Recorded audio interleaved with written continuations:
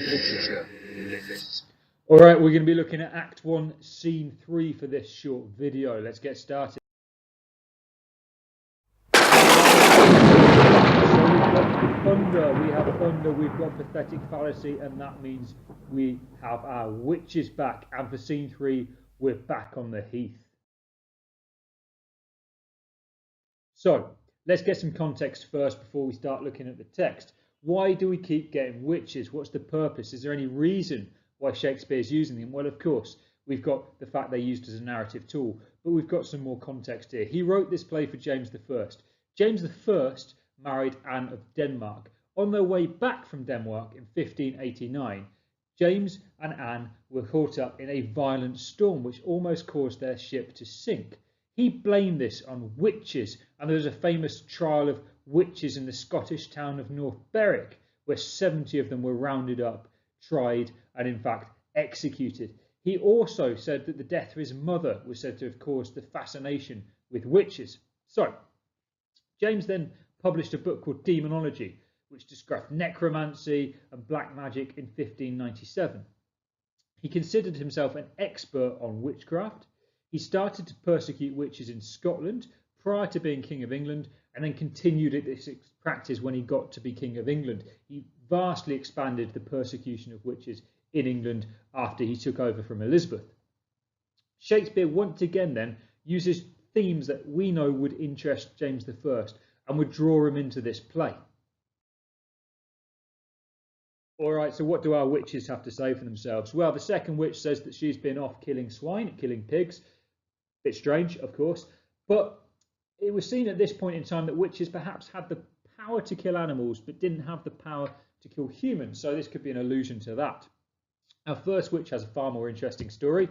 She's been trying to score chestnuts off a sailor's wife, and the sailor's wife munched them and munched them and munched them, but she would not give any to our first witch, which had caused our first witch to call her a rump-fed ronion, which is a pretty class insult. She also then starts to threaten her.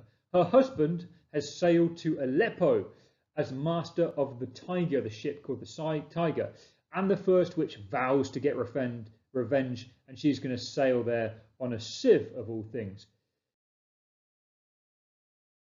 Okay, now don't forget, in this first scene with our witches, we had an idea that they could control the weather.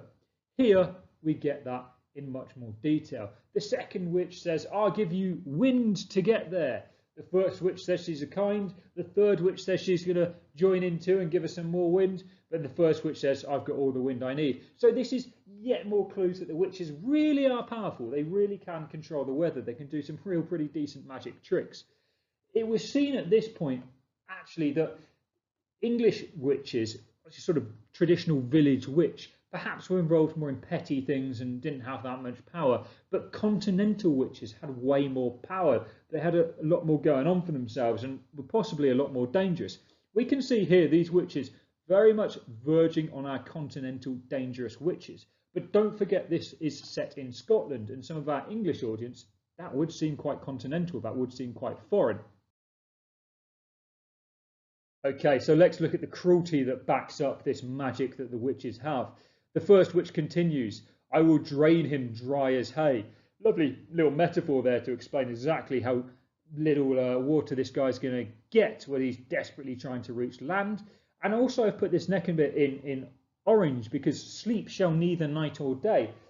Obviously she's going to be throwing him around on the water, and that's why he's not sleeping. But don't forget, sleep is a common theme here. This is recurring. It is Macbeth later who is said to have murdered sleep. I'm going to come back to that in a second.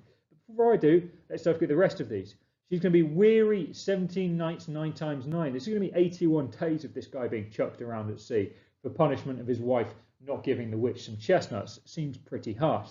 And if you think she's just all talk, she backs it up by producing a pilot's thumb. That's a pretty gruesome way to say that this is not the first time I've done this. So just back to that orange there, this foreshadowing something that comes later. Don't forget that this captain could really be seen as foreshadowing what happens to Macbeth later. He's the captain of the ship in the way that Macbeth is the general of the army, and the witches are taking their vengeance out on him. We don't know why they do it on Macbeth later, but this could foreshadow it for us. So we've been explained exactly what they're going to be doing, and now we have our little incantation, a little bit like the end of Act 1, Scene 1. The weird sisters hand in hand. Weird here doesn't just mean odd, strange, as it might do in today's English. Weird also suggests fate. When we go back to sort of Shakespearean English, weird there spelt with a Y would suggest fate. So it's the fateful sisters, sisters of fate, sisters of some way in prophecies, which we know they're going to do. They are hand in hand, so we're circling round. I get this image of them spinning round in a circle. And they are posters of the sea. That means they're travelling of the sea. And you'll see this has got a nice little rhyme scheme to it, this chart. You'll also see that it is written in trochaic tetrameter, the stressed syllables in 4 feet. If you're not quite sure what that is, check out the video for Act 1, Scene 1, and I explain it a little bit more for you there. Have a think at this point. Why does Shakespeare once again show us the power, but also this time the cruelty of the witches? What does he want his audience to start doing? How does he want his audience to react to these witches? And in particular, think about Macbeth and how Macbeth is starting to fall into their trap. All right, so Macbeth, we finally meet our protagonist. We're halfway through Scene 3, and we finally get to meet the man, our eponymous protagonist. So foul and fair a day I have not seen. Foul and fair, language technique, ooh, oxymoron. Let's have a think about that. We've got foul contrasted against fair, 2 opposites. Foul, well, this is the weather. Who's controlling the weather? Could be those witches. And we've got fair. That possibly suggests his victory, but it's an oxymoron. We've got something very bad next to something very good, put right next to each other. Don't forget, a little bit creepily, this is also coming back to Act 1, Scene 1. Remember when our witches said, fair is foul and foul is fair? For some reason, Macbeth is copying them. We don't know why yet. He's not met the. But now we are going to. Banquo comes up. He's walking along Macbeth. They've just come victorious from their battle.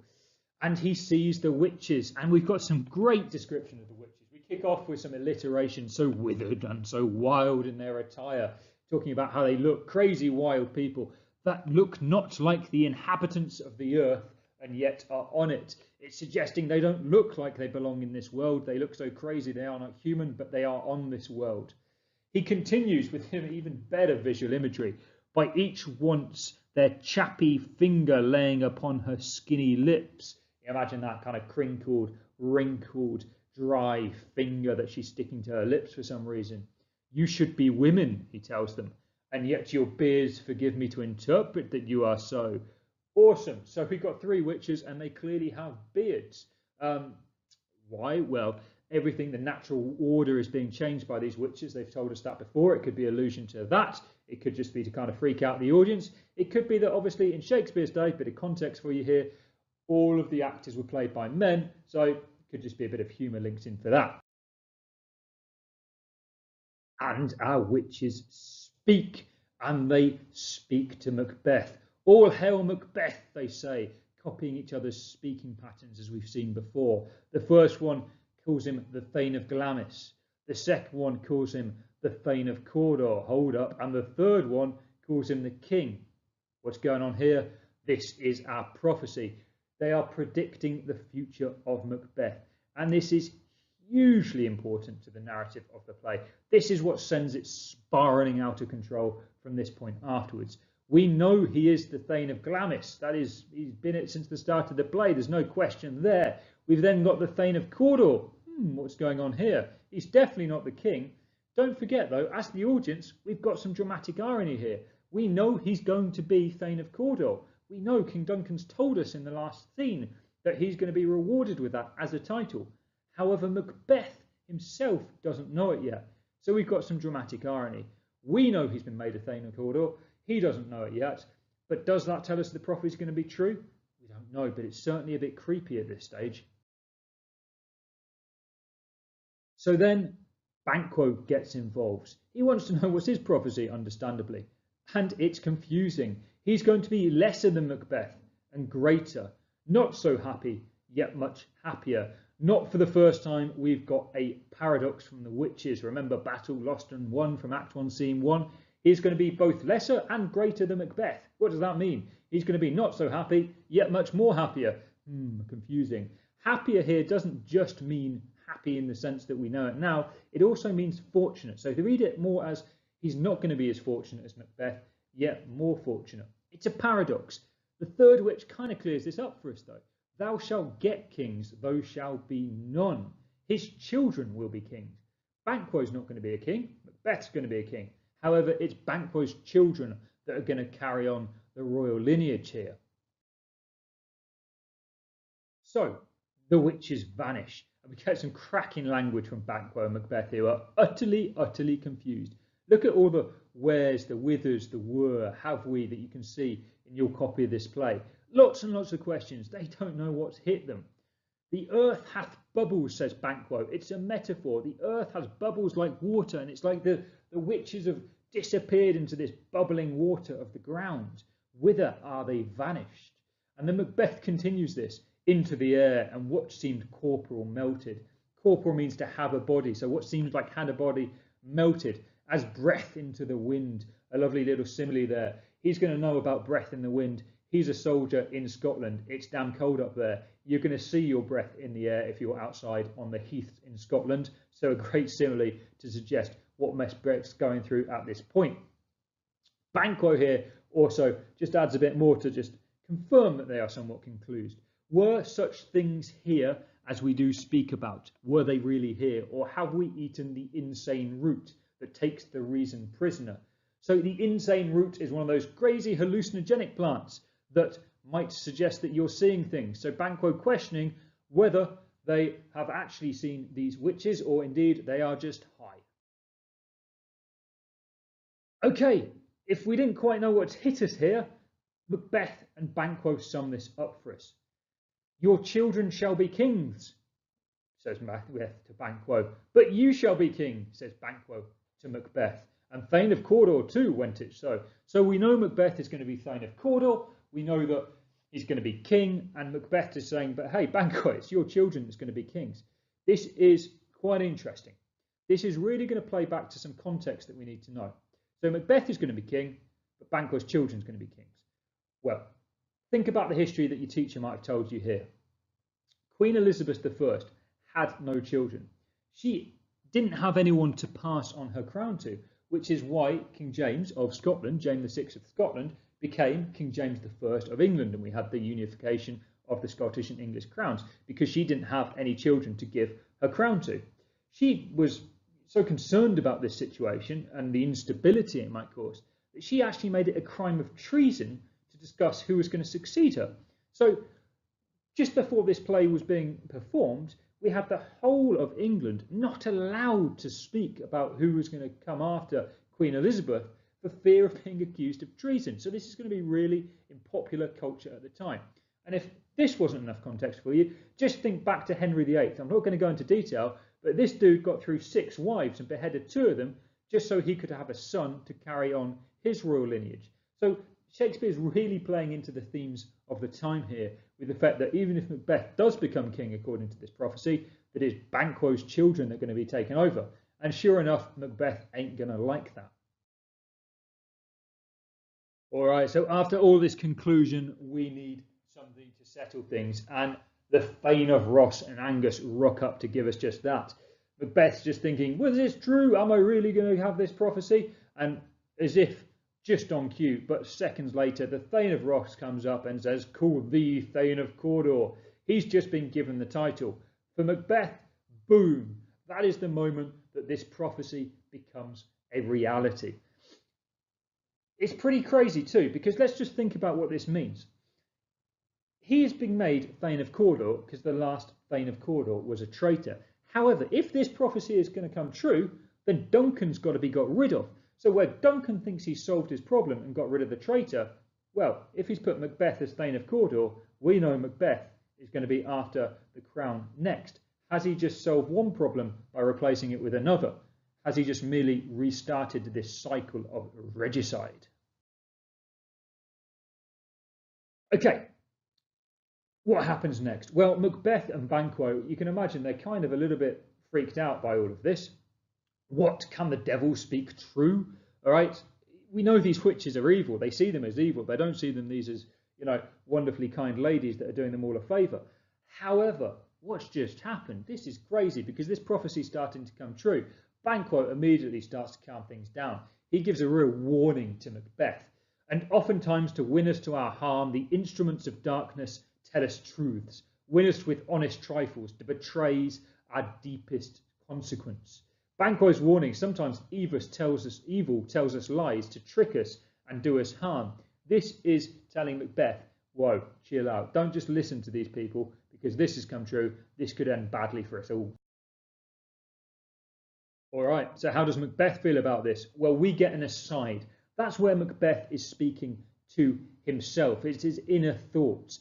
None of the other characters on stage can hear him. Lovely piece of structure here from Shakespeare that allows us to see the immediate thoughts of a character without them having to reveal it to all the other characters on the play, and obviously changing the narrative. So Macbeth is speaking to himself. Cannot be ill, cannot be good if ill. Macbeth is imagining the future. He doesn't know what to make of it, though. Remember, the witches were talking about the natural order of the world being turned upside down. Fair is foul, foul is fair. We can start to see this taking place. Macbeth cannot work out the right from wrong of this situation. Is this prophecy a good thing, or does it lead to evil? Well, we can start to see where his thought process is going, and boy, is that going to evil. We start to get the horrid images. We start to get the murder.